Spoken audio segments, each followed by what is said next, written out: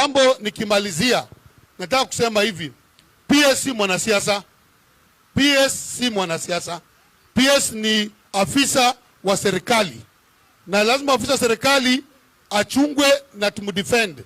Sisi bwana PS, wewe uliteuliwa na rais wetu William Ruto.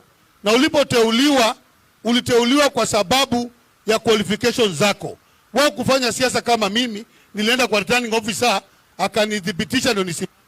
Kwa hivyo watu waachane na PS. Kama ulishafutwa kazi, enda nyumbani. Wacha kusumbua watu. Wewe kama una issue na PS, pereka vile Joel amesema kwa police station. Sisi tutakubali PS ambaye amepatia hao vijana kazi kwa ofisi yake anachezewa hapa na pale. Sisi tuna support broad based government ya national government ya William Ruto. Kwa mikono tuone watu wa Makadara. Nataka PS aone. Hapa ni broad based. MP hapa ni ODM na ODM kwa broad based government. Na tuna support 100%. Kama wewe una yako, panga mkutano yako, uongee yako huko. Hapa tuko nyuma PS Omolo na tutamdefend usiku na mchana.